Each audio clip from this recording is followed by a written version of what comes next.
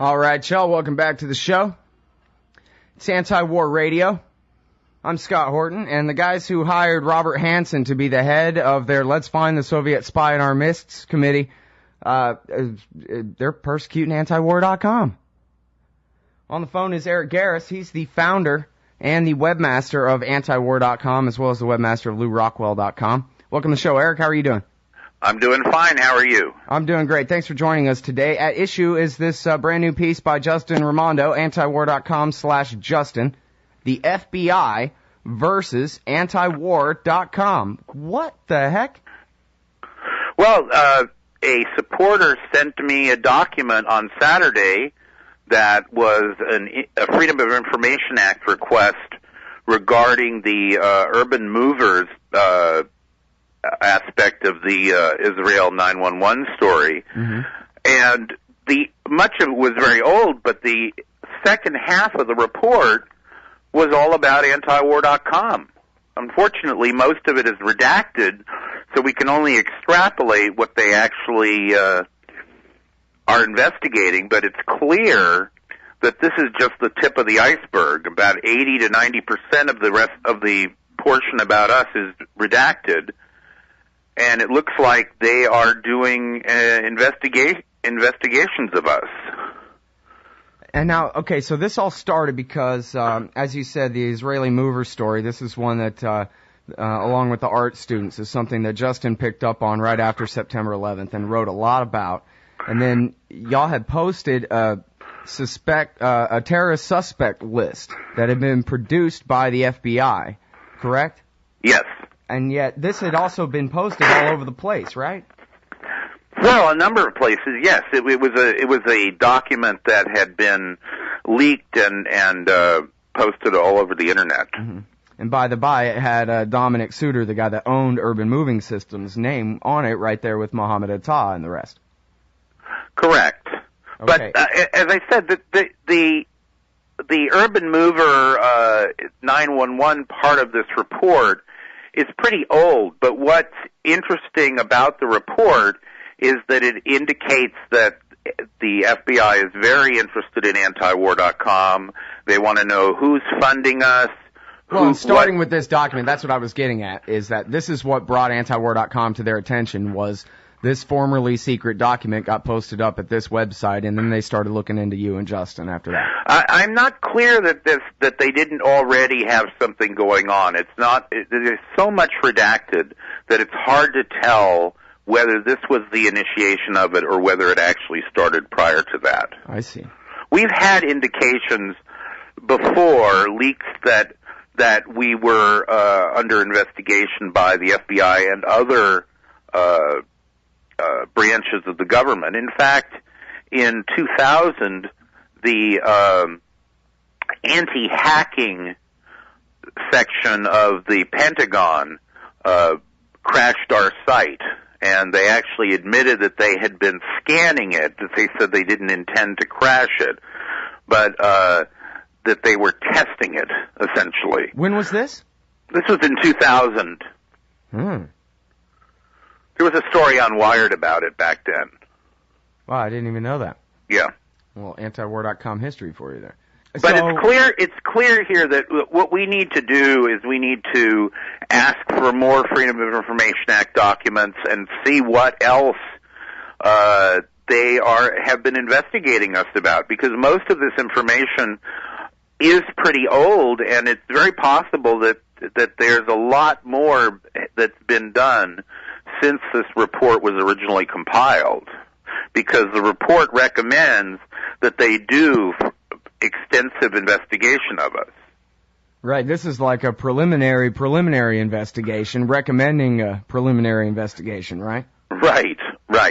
And as I said, they want to find out who's financing us, what we spend our money on, what ties to foreign governments we might have, that sort of thing. They even question, who is this Justin Raimondo? What is his real name?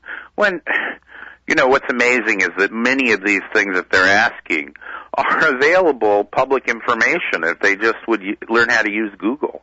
Yeah, I think Justin even says, when it comes to the authenticity of the documents, he says the lunk-headed cluelessness which dominates the FBI's corporate culture and the bureaucraties in which it's all written combine to verify the authenticity of the documents. And that's what I thought, too, when I was first reading them, was this seems like it was written by an FBI agent. I mean, these guys, it must be the kind of thing where if your IQ breaks 100, you're not allowed in over there. Yes, exactly. I mean, I pick on them over the Robert Hansen thing because it's their most embarrassing failure to them. Not only was he a Soviet spy, they put him as the head investigator into who's the Soviet spy for years, Yes. Yes. These people. And now they're after us. And as you say, it does seem like, for example, the Justin thing, his first name is Dennis, but you can read that 100 places online, right? All you got to do is look up David Horowitz's, anything he ever wrote about Justin will explain how nefarious it is that he goes by his middle name. Right. It's just, it's ridiculous. He's been going by that name since he was 16. Yeah, well, all right. And then, so now, here's what I thought is the most important part of this, and I'm not exactly sure what it means, Eric.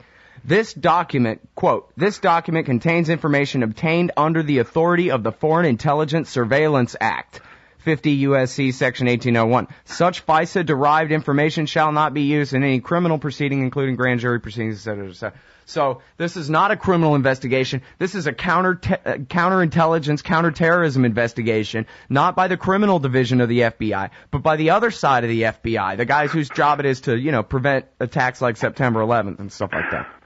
Right. There's nothing in here indicating that they're interested in us from a domestic criminal sense. They are looking at us for our ties to foreign governments, to foreign operatives, that sort of thing, which of course we don't have any. I mean, we do get some small contributions from people outside of the country, but most of our readership, most of the people who support us are Americans.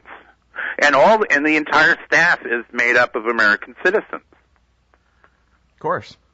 And now, so here's my thing about that, is that this is 2004. This is before the FISA Amendments Act that Obama helped pass as a senator, legalizing Bush's illegal wiretapping. So this is when, as far as I understand, and I'm not the lawyer, Scott Horton, that's the other guy, but as far as I understand, they would have to go to the FISA court and say, we have an objective, reasonable belief that this nonprofit, in this case, is tied to a foreign power. They would have to show the judge something. It's a lower threshold than a probable cause. But I think that's what we really need to sue on, is what excuse did they use to the FISA court to get any FISA authority to investigate us? That's right. Well, it's premature to decide that we're going to sue, because we have to find out exactly what they did and what the results of it were and what they used as justification for investigating us, and that's going to take a while.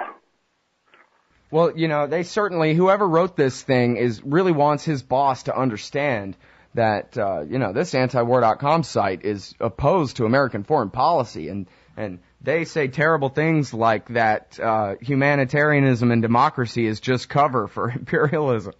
I mean, right, and one of the almost scary seems like things that's the problem with us that they really have, is the point of view. Exactly, and one of the scary things is that this more and more, not just with the FBI, but with all sorts of government agencies, the motivation, the political views are being considered a lot more, where these things were irrelevant in the past. I mean, I was listening, this is kind of unrelated, but it's kind of interesting. Well, hold it till we get back from the break. Okay, here, that's fine.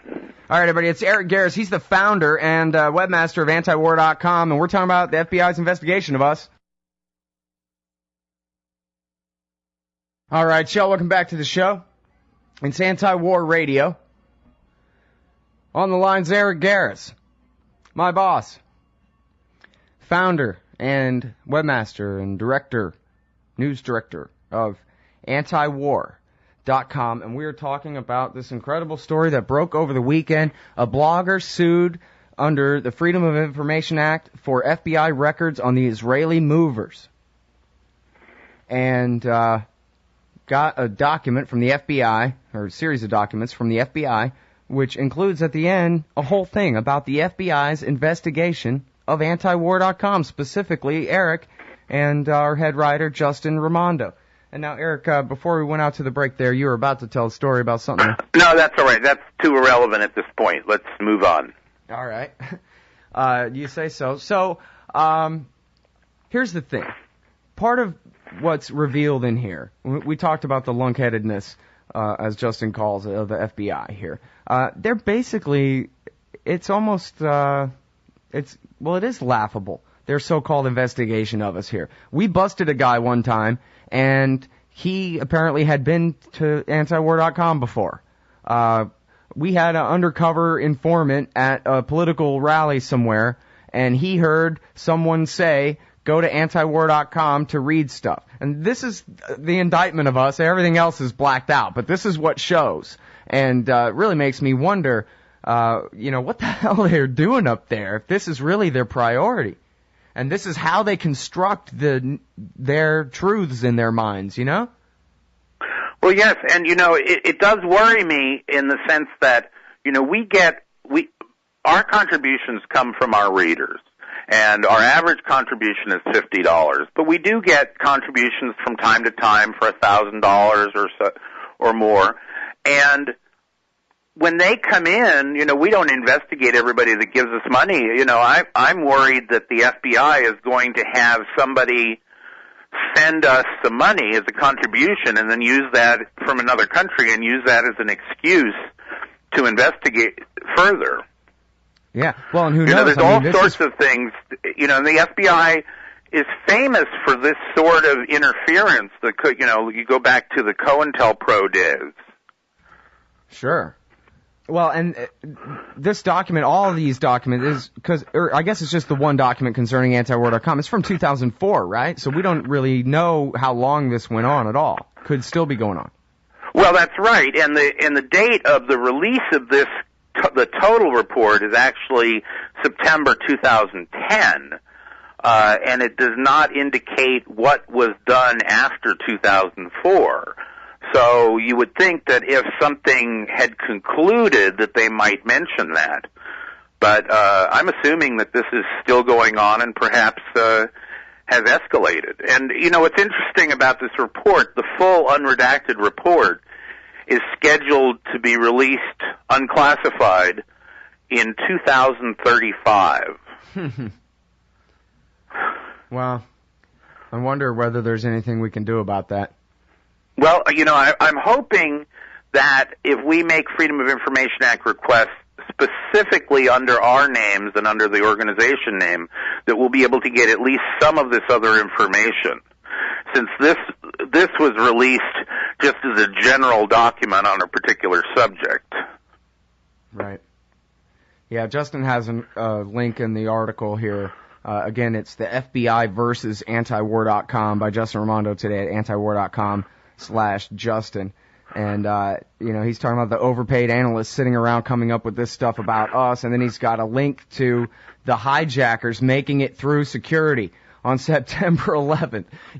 This is the kind of thing that happens on the FBI's watch while they're goofing around using their foreign intelligence surveillance powers against domestic anti-war websites. I mean, we're not even out organizing hippies to march in the street or anything like that. We're news and commentary on the web. Well, and on the other hand, they're spending their time on this while there was information about warning us about the 911 attacks that were ignored or untranslated because they felt that they might be translated by homosexuals or something. What are they doing? I mean, what do we spend all of this money for? It's stuff like this, not actually protecting Americans. Yeah, Americans are the enemy from the point of view on the other side of that not very thin blue line, Well, that's true. For the FBI, that is their number one enemy, is the American people. Yep. And their number one priority, and I know this just from the books I've read and the few FBI agents I've talked to on the show in the past and that kind of thing, their only priority is the FBI itself. It's like their church or something. Oh, yes. then that's another problem, is that you have all these little fiefdoms in the government who have their own agendas. They don't even necessarily talk to each other. Yeah. So listen, man, do you have lawyers? Are you talking with them about what more we could try to find out, that kind of thing? We are. I mean, our lawyers are not necessarily experts at this sort of thing, so we're reaching out to try and find people who have experience that can help us out with this, and we're talking to our lawyers for referrals. But if anybody has any suggestions, anything to offer, we can use your help. Yeah, well, and of course, this is probably going to cost money, and here we are in the middle of our fund drive, so I encourage everyone to give what they can. It's all tax deductible. Yeah. Well, I think this is such an important story. I don't know of any, exactly like it. Of course, there's been the persecution of anti-war groups in the Northwest and that kind of thing. Right. Well, in the Northeast too, I guess. Well, and down in Austin, Texas, actually, now that I think about it. Anyway, yeah. But this particular thing, it ought to stand on its own. And I sure hope that it gets out wider and gets us some publicity, because I'm worried, Eric, that maybe this is going to hurt our fund drive, that people, who might be inclined to give us $20 or $50 are going to be afraid now and think, it's just one more thing on my FBI file now. I don't know. It is. It's intimidating. Although I should note that people who want to make contributions to us anonymously can do so, and they can contact us for the methodology to do that. Oh, really? Yes. That's very good, and I'll try to remember to mention that from now on when I talk about the fund drive. I didn't realize that was possible.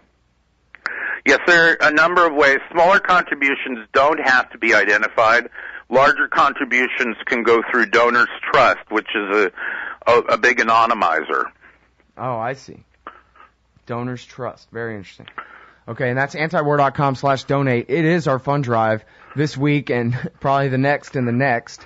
And we do run a very tight ship, and we do very good work. Just ask the FBI how concerned they are about us. And, we deserve a little help to get through. There's 1,000 ways to donate. I can hardly believe it, but Angela said it's even worked in the past. She came on the show. She talked about how people can donate a car. That's right. The other day she said that we'll come and get it that day. If you have an old junker, we'll take it. And, that's just one of, 100 or some ways you can donate to antiwar.com, help support our efforts here. That's right. And especially for those of you who ain't afraid, for those of you who think that, oh yeah, you're gonna persecute antiwar.com, huh? You're gonna look into their donors, huh? Well, here's me. How do you like that? And sign your big John Hancock on there where they can see it. Then, we really need you guys this time, because I hate to say it, but some people are going to be scared away from this. Yeah. So we really could use that help from those of you who have the ability to provide it. All right, Eric. Well, is there any more about this story that I forgot to ask you about that we need to highlight here? Well, not yet, but I'm sure there's going to be a lot more to come in the coming days and weeks and months. Okay, cool. Well, thanks very much for your time. Appreciate it. I know you're busy. All right. Thanks, Scott. Bye-bye. Everybody, that's Eric Garris, founder and news director and webmaster of antiwar.com. And on the subject of that fund drive, I want to read to you this thing I got in the email from Angela Keaton this morning, our development director. If you go to antiwar.com/donate, you can, find the 100 different ways that you can donate to us. But she sent me this.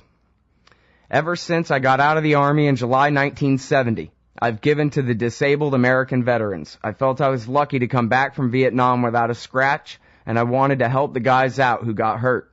The government should, but it doesn't. Anyway, I stopped giving this year. I feel, in a way, like I'm enabling. I feel that if there were no war, there'd be no disabled veterans. So I'm giving to antiwar.com instead. And I tell all the charities that call the same thing. Most of those solicitors understand and agree with me. So good luck to you, and thanks for all your hard work in trying to make this a better country. You people are the real patriots. Well, Vietnam War veteran whose name I don't know, thank you. Appreciate it. All right, y'all, it's Anti-War Radio, and we'll be back after this.